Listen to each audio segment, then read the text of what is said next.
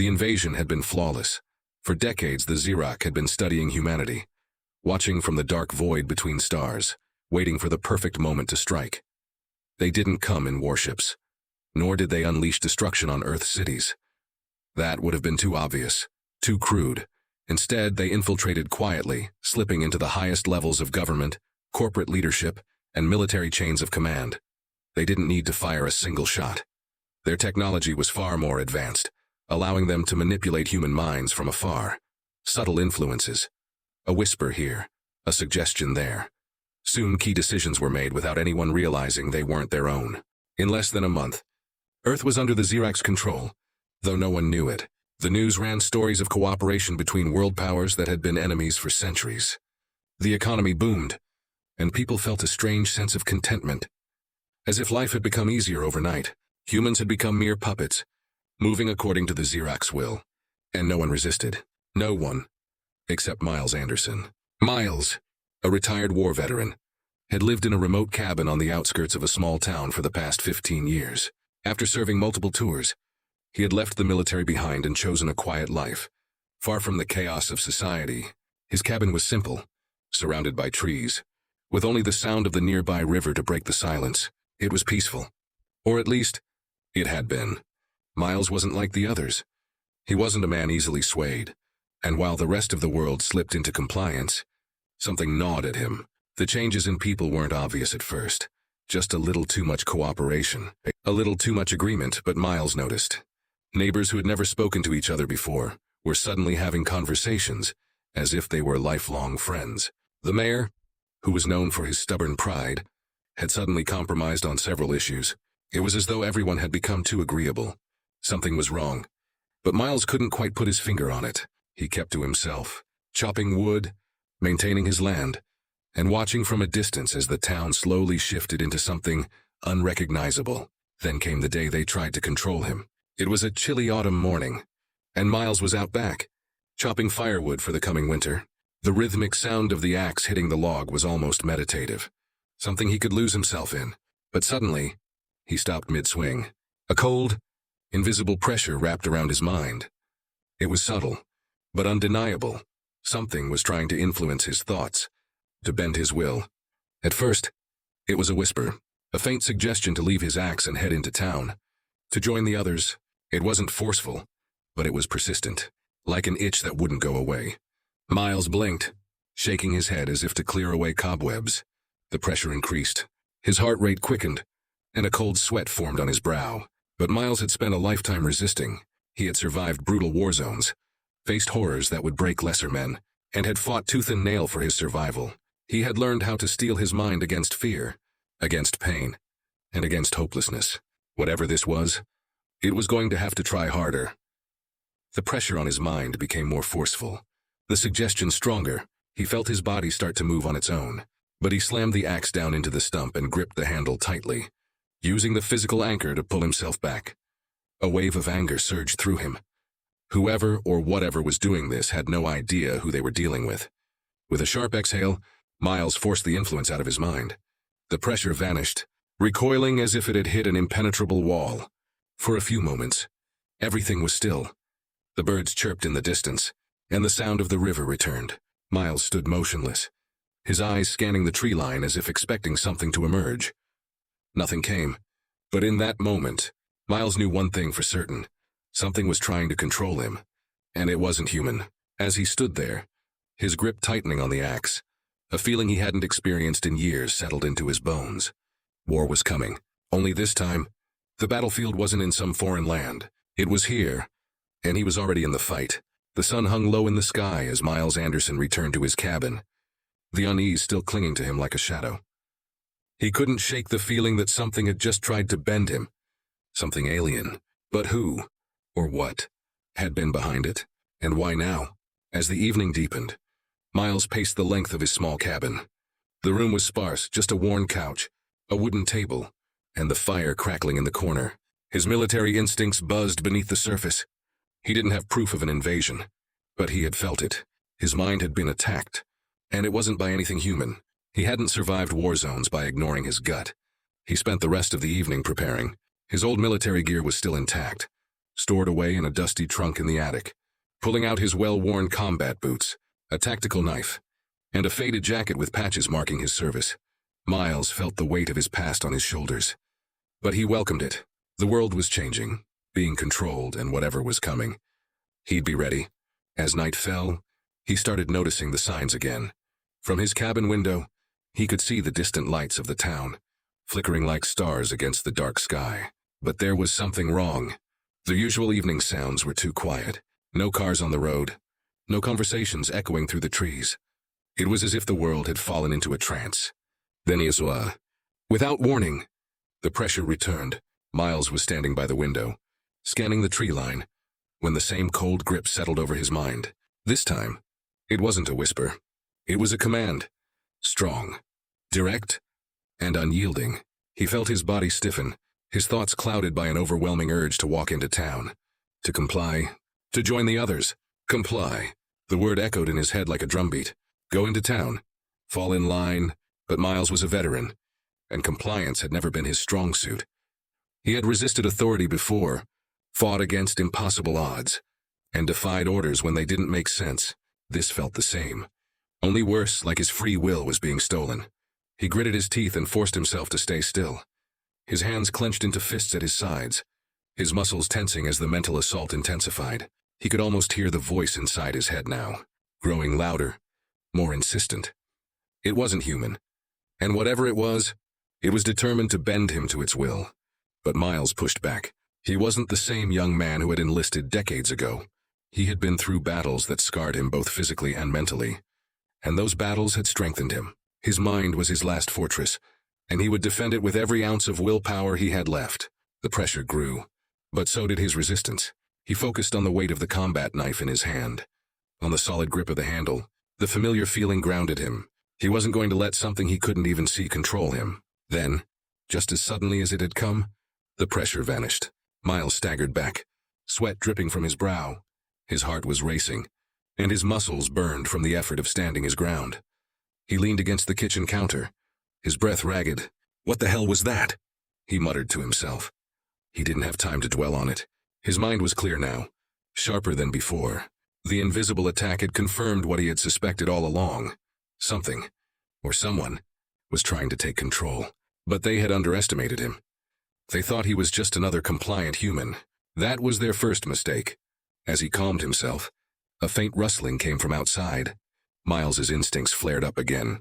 He grabbed the combat knife and moved toward the door, his body low and silent. He was careful not to make a sound as he peered through the window, scanning the shadows. There, by the edge of the tree line, a figure emerged.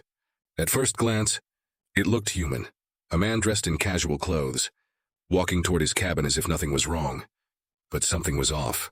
The way the man moved was too smooth, too calculated. His head didn't turn to look around, and his posture was unnaturally stiff. Miles's grip on the knife tightened. This was no ordinary visitor. As the figure approached, Miles took a deep breath and stepped out onto his porch, knife at the ready. The man stopped, his expression blank, his eyes dark and empty. "Miles Anderson?" the figure said, his voice monotone, almost mechanical. Miles raised an eyebrow but didn't respond. The tension in the air was palpable. "We have no quarrel with you," the figure continued, stepping closer. "You will comply, as the others have." Miles's heart pounded, but he forced himself to remain calm. This wasn't a person, it was something else.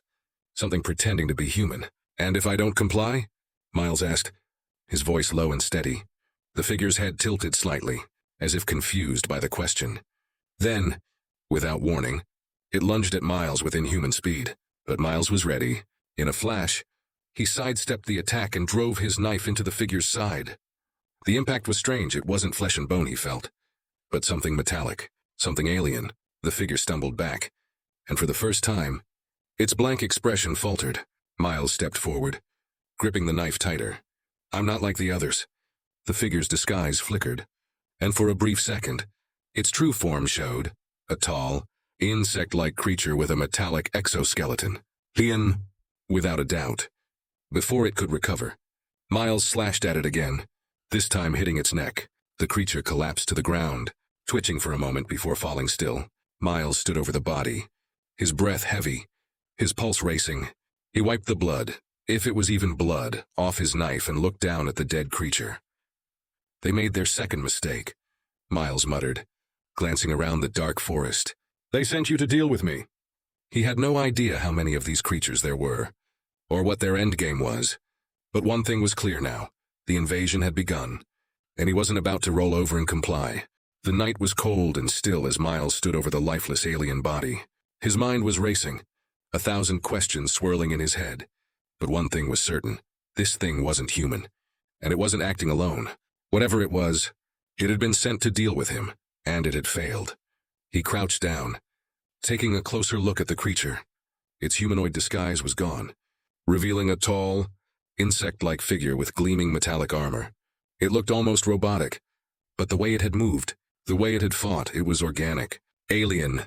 He reached out, his fingers brushing against its exoskeleton, which was cold and hard like steel, but felt unnervingly alive beneath his touch.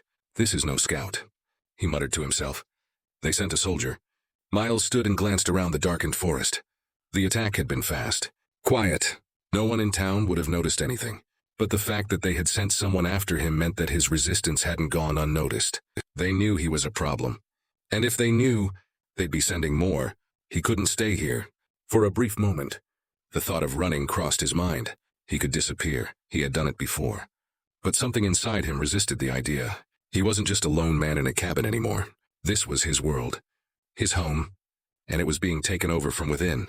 If he ran, there wouldn't be any place left to hide. Miles retrieved his combat knife and wiped it clean on his sleeve. He had survived this long by being smarter than the enemy, by using his wits and instincts. This wasn't the first time he had faced something stronger, more advanced. He had seen worse in the war, and back then, he'd learned that you didn't have to overpower the enemy. You just had to outthink them. The aliens had made their first mistake by underestimating him. Now, they had made their second mistake by sending this scout alone.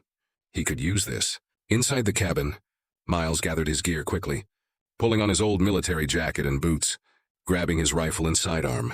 He knew the military base about 50 miles north still had connections, and if any part of the human defense network hadn't been compromised, that was where he would find help. But as he packed, a new thought crept into his mind. How far did this control spread? How many people were still free? And how many were under the aliens' influence? Could he trust anyone? He pushed the thought aside. He didn't have a choice. He had to find out how deep the rabbit hole went.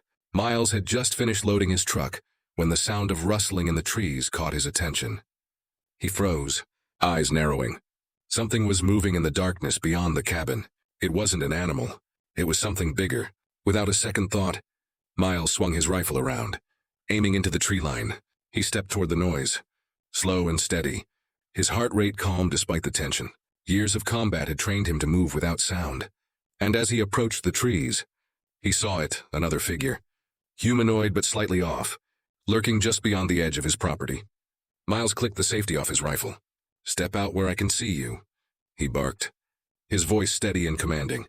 The figure hesitated but didn't move. For a long moment, neither of them said anything. Then, in a low, mechanical voice, it responded, "Comply. Join the others." Miles gritted his teeth. Another one. He wasn't surprised. This time, they had sent a second scout, but they hadn't changed their tactics. Maybe they still thought they could bend his will, push him into submission like the rest of the population. But they didn't know him. Not yet. Miles took aim and fired a single shot into the trees. The figure dropped instantly, its disguise flickering away as its metallic body hit the ground with a dull thud. No hesitation, no second chances. He wasn't here to negotiate. Miles approached the fallen alien and confirmed what he had already known. This one was just like the first. Another soldier in a different skin. They were sending more now, likely testing his defenses. But he had the upper hand. He had taken them by surprise. And as far as they knew, he was just one man standing in their way. Their plan to control Earth had been perfect, flawless in its execution. They had infiltrated governments, corporations, and military structures without anyone noticing. They had turned humans into puppets, playing them like a game of chess, moving the pieces without ever stepping into the light. But Miles was the outlier. He could see it now. Their mistake wasn't that they had underestimated humanity as a whole. They had underestimated him. They thought humans were predictable, that they would comply without resistance. But they hadn't accounted for veterans like him, People who had been through hell and came out the other side, hardened by war and battle-tested. And that was their downfall. Miles returned to the truck, tossing his gear into the back seat. He wasn't going to wait for them to send more. The next time they came, he was going to be ready. He had to warn the others, if there were any others left to warn. He started the truck and pulled out of the driveway, his eyes scanning the road ahead. The base was far, but he'd make it. And when he did, he'd find out just how deep the alien control ran. The invasion was falling apart at the seams, and they didn't even know it yet. They had made their third mistake, and it was a big one. They had come for Earth, but now they had to deal with Miles Anderson, a human who refused to be controlled, and he was ready for war. The road to the military base was long and desolate, cutting through dense forests and winding hills. Miles drove in silence, his hands gripping the steering wheel tightly, his mind racing with thoughts of the invasion. He hadn't seen another human in hours. No passing cars, no signs of life. The silence only confirmed his fears. The aliens had spread their influence farther than he'd realized. The headlights of his truck pierced the darkness, but the weight of what was happening gnawed at him. He wasn't just fighting for himself anymore. He had to warn the military, had to find out if anyone was left who could resist. As the truck rumbled along the empty road, a growing unease settled over him. He knew they'd come for him again, he just didn't know when. When the military base finally came into view, its looming fences and watchtowers were bathed in dim floodlights. But something was wrong. There were no guards at the entrance. No sign of activity. Miles's instincts flared. He wasn't walking into a safe haven. The base had been compromised. He pulled his truck to a stop just outside the main gate and stepped out, his rifle slung over his shoulder. As he approached the gate, the eerie silence felt heavy, like the calm before a storm. His eyes scanned the perimeter, searching for any movement. But the place was deserted. A single guard post stood nearby, but it was empty, its door swinging open in the wind. Miles cautiously entered the base, moving quickly between buildings, keeping to the shadows. The main structure was still intact, a large communications center that had likely been used to coordinate defense efforts. If any part of the human military was still functional, it would be here. But as he moved closer, something in the air shifted. That familiar pressure, the one that had tried to control him before, returned, pressing against his mind, stronger than ever. The aliens knew he was here. Comply! The word echoed in his mind, louder this time, almost deafening. He could feel them pushing, trying to bend his will, to make him fall in line with the others. But Miles wasn't built for compliance. Gritting his teeth, he pushed back, resisting the mental assault with every ounce of strength he had left. The pressure increased, pounding in his skull like a hammer. But Miles had fought worse enemies than this. He staggered for a moment but forced himself forward, his eyes locked on the communications center. If he could just reach it, maybe he could send out a signal, warn others that the invasion was real. As he pushed open the door to the building, the pressure suddenly lifted. The silence returned, but now it felt unnatural, like the air itself was holding its breath. Inside the dimly lit room, rows of computers lined the walls, their screens dark and inactive. A large console sat in the center, and standing before it was a man, or at least, something that looked like one. Miles froze, his rifle raised. The figure turned slowly, its face illuminated by the flickering light of the console. It was the same alien form he had seen before, but this one was different. Its humanoid disguise had almost completely faded, revealing a tall, insect-like creature covered in sleek, metallic armor. Its eyes glowed with an eerie red light, and its voice, though cold and mechanical, sounded almost amused. "We knew you would come," the alien said, its voice reverberating through the room. "You have resisted longer than most, but it is time for you to comply." Miles leveled his rifle, his finger tightening on the trigger. "You should have stayed in the shadows." The alien didn't flinch. "Your resistance is futile. Earth is already ours. Every city, every government, every military force, all under our control. You are alone." Miles's jaw clenched, his heart pounding in his chest. He knew the alien wasn't bluffing. The quiet compliance he had seen in the towns, the eerie cooperation among people, it was all true. The aliens had taken control, and humanity was bending to their will without even knowing it. But what the alien didn't understand was that Miles had never needed an army to fight back. "I've been alone before," Miles said, his voice steady, "and I'm still standing." Without warning, the alien moved, faster than anything Miles had seen before. It lunged toward him, its metallic limbs outstretched. But Miles had expected it. He sidestepped the attack, firing his rifle at point-blank range. The bullets tore into the alien's side, sparking against its armor as it screeched in pain. But it wasn't enough. The creature recovered quickly. Its glowing eyes locked on Miles with deadly intent. It swiped at him, its claws cutting through the air with a sharp, metallic sound. Miles ducked, rolling to the side, grabbing the combat knife from his belt. In one swift motion, he drove the blade into the creature's neck, using every bit of strength he had. The alien let out a guttural hiss, its body convulsing as it staggered back, collapsing to the ground in a heap of twitching metal and flesh. Miles stood over the creature, his breath coming in heavy gasps, his body aching from the exertion. He wiped the blood from his knife and sheathed it, his eyes scanning the room for any other threats. But there were none. The alien was dead. He turned his attention to the console, moving quickly to reactivate the communications system. His fingers flew over the controls, tapping into the military network, trying to send a signal, any signal that could warn others. But as the screen blinked to life, he realized just how deep the alien control went. The network was compromised. Every channel, every line of communication, it was all under their control. But Miles wasn't giving up. He wasn't done fighting. He keyed in a series of commands, bypassing the compromised systems, and sent out a single, encrypted message, broadcasting to any remaining human resistance. It was short and simple. The invasion is real. The aliens are here. Resistance is not futile. Fight back. He hit send and waited. Seconds passed. Then minutes. For a long moment, nothing happened. The base remained eerily quiet, the alien body still at his feet. Then, just as he was about to give up, the console blinked again, this time with an incoming signal. A voice crackled through the static, faint but unmistakable. "We're still here." Miles allowed himself a small, grim smile. He wasn't alone after all. The aliens thought they had won. They thought humanity would fall in line, that compliance was inevitable. But they hadn't counted on one thing. They hadn't counted on people like him, Miles Anderson, a veteran who refused to be controlled.